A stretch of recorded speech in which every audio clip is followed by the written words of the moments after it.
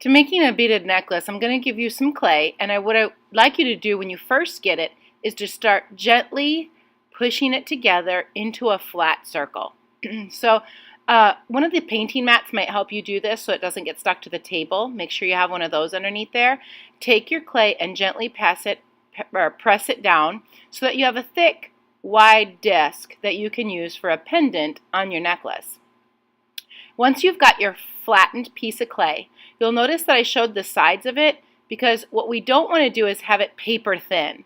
The thinner it is, the easier it breaks. So try to make sure that your flat pancake isn't super flat. Now, I made a hole in mine.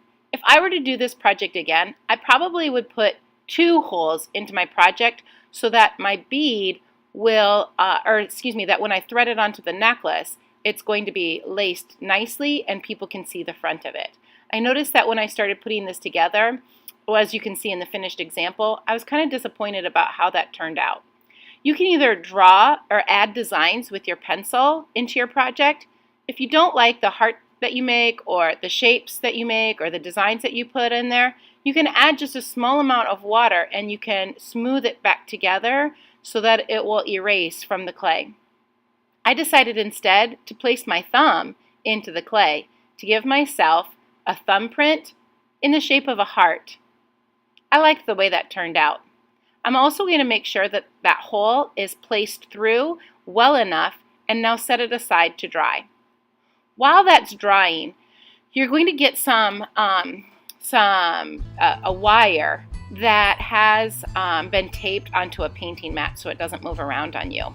What I'd like you to do is thread some beads onto your wire that's going to be used to decorate your necklace.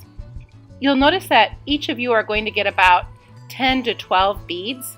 Take half of them and weave them through. Then what we'll do is place our pendant into our necklace and add on about 5 or 6 more beads.